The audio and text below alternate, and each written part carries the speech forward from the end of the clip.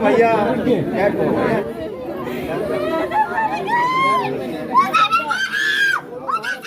आज तक कितनों को फांसी हुई है, मुझे नहीं लगता कि निर्भया के बाद किसी को फांसी हुई हो। तो भाई ये फांसियां नहीं होंगी, ये हम अपने दिल को बोल कर तसल्ली दे रहे हैं।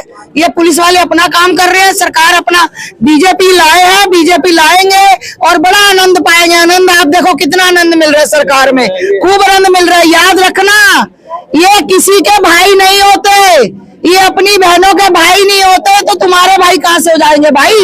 ये मम्मी जान, फूफा जान, फूफी जान और बहन जान, ये सबकी जान होती है इनकी, इनका कोई नहीं होता। ये हमारे बच्चे, हमारी बच्चियां जो गलत फहमी में फंस जाती हैं कि मेरा भाई है, मैं राखी में टीका, ना इनका कोई राखी का महत्व है, ना कोई टीके का है, ना दिवाली का, ना होली का। ये मजहब है, मजे करने वाला हब।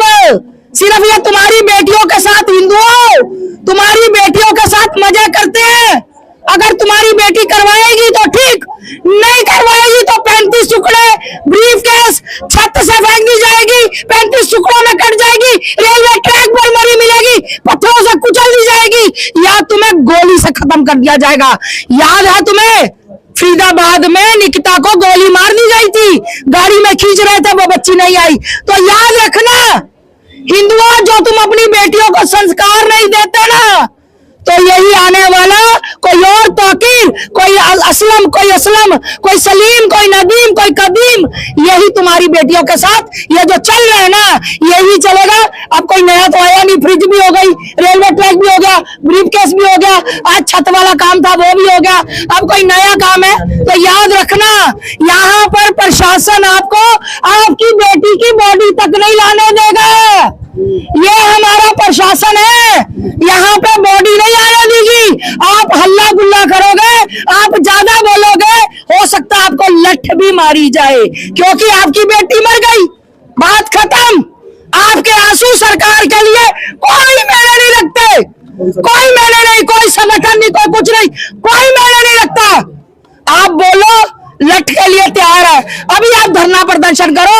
ये बेचारे जो मासूम बच्चे खड़े हैं ना, इनके सब के पिछवाड़े में लट बजेगी और ये बेचारे लटका के अपने अपने घर, और ये माँ रो रो के आंसुओं से, वो बहन रो रो के आंसुओं से अपने घर में बैठ जाएगी। इनको नहीं मिलेगा कुछ भी अन्याय, इनको पड़ेगी तारीख पे तारीख, तारीख पे तारीख, तारीख पे तारीख। अभी तक वो लड़का पकड़ा नहीं गया। अरे एनकाउंटर कैसे नहीं होते जब पूरी दुनिया का दबाव पड़ता है। निर्भय अंके वो निकिता जो याद है आपको, मुराद वो वाली कौन से वहां, नहीं फरीदाबाद वाली नहीं, जिसके 4 एनकाउंटर हुए थे, जो स्कूटरी पर, अहमदाबाद वाली लड़की, याद होगा आपको, उसके एनकाउंटर हुए थे। क्यों हुए थे?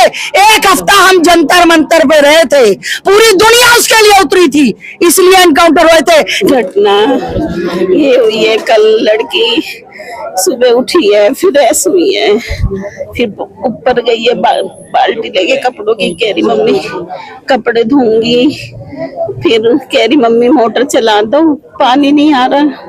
मैंने कोई नहीं, अभी चला गया होगा, फिर मैं बाद में चला दूंगी पानी। फिर उसके बाद उसकी आवाज नहीं आई। फिर जब मैं बाहर हल्ला मच रहा था गली में कि पकड़ो पकड़ो पकड़ो, मार गया, उसे घेर दिया, तब मैं बाहर को आई तो ये बराबर वाले कह रहे थे कि ऊपर जाओ, तुम यूं क्यों खड़े हो, ऊपर जाओ, उसे घेर गए, मार गए।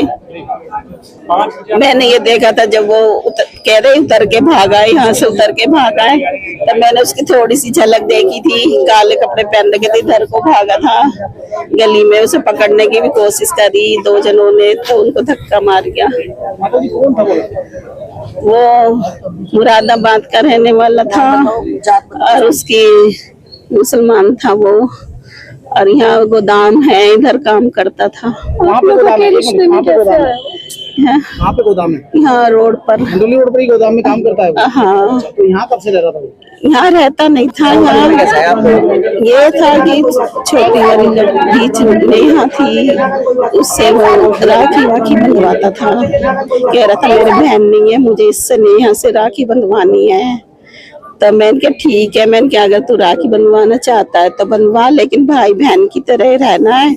हमारे इस रिश्ते को बहुत पवित्र मानते हैं कभी तेरे आगे चल के कोई नए इरादे गलत हो, गंदे हो, अब उसके आगे चल के नहीं वो गंदे हो गए। गलत अपने परिवार का जिक्र किया था आपसे? परिवार में उसने परिवार में बताता था, कहता था मेरी बहनें नहीं है, कह रहा था। तो फिर बाद में पता चला कि भाई उसकी बहनें भी हैं। मैंने कहा तेरी जब इतनी बहन है तो तुझे क्या जरूरत थी राखी बंधवाने की। तो अब हमारी लड़की जब उस टाइम नादान थी थोड़ी, अब थोड़ी समझदार हो रही थी, ऑफिस वगैरह जाती थी।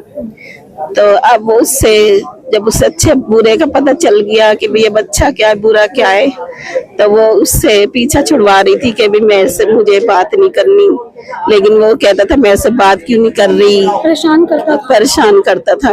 ये बात नेहा ने आपको बताई है? नेहा ने बताई थी कि मम्मी मेरे ऑफिस में भी फोन करता है, बताता है, वहाँ की मैडम ने भी बोला था कि भाई तुम फोन क्यों करते हो, मेरे पास फोन मत करा करो, मैं ऑफिस नहीं जाती।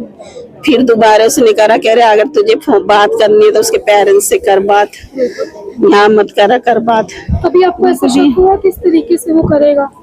कभी नहीं हुआ मुझे, कभी नहीं हुआ। कभी मैंने सोचा नहीं था कि कभी ये इस तरीके से वारदात करेगा मेरी लड़की के साथ। कितने सालों से वो राखी बनवाई? राखी तो उसने बनवाई थी, मतलब कई बार बनवाई है। हाँ, घर आना जाना था उसका? हाँ। माता जी बताइए जरा, किराए पे रह के गया वो इस मकान में? नहीं रह के गया। नहीं किसी ने देखा उसको यहाँ से जाते हुए? कोई गया? नहीं, लेकिन वो जब उतरा है ना, जब देखा है सबने बुरखे में, और कैमरे में भी आ रखा है, बुरखा पहन रखा था उसने। पुलिस ने क्या कुछ बोला आपको, किस तरीके से कार्रवाई? पुलिस वाले तो कह रहे हैं कि पकड़ में आ जाएगा, वैसे वो कोशिश पूरी कर रहे हैं। मारा किस तरीके से बता रही? गला भी दबाया उसका? उसके नेहा के हाथ में, जब मैं हॉस्पिटल उसको लेके गए थे, जब मैंने उसकी चुन्नी देखी थी काली, तो उसके यहाँ नाखून के निशान भी लग रहे थे गले पे, तो उसकी चुन्नी उन्नी से गला घोट रहा था। फिर उसने जब शोर सुना इधर के लोगों का, तब उसने उठा के उसको नीचे फेंक दिया 5वीं मंजिल से। जैसे आसपास के लोग हैं, पेड़ों में पानी देते, सुबह टहलते हैं, उन्होंने भी देखा, चीख पुकार कर रही थी बहुत ज्यादा वो, लेकिन हमें पहली मंजिल पे उसकी पुकार नहीं सुनाई दी। इंसाफ को लेके मैम क्या कुछ मांग रहे हैं? इंसाफ को लेके मैं ये मांग रही हूँ कि उसे जल्दी से जल्दी पकड़ा जाए और उसे फांसी लगे। ठीक है।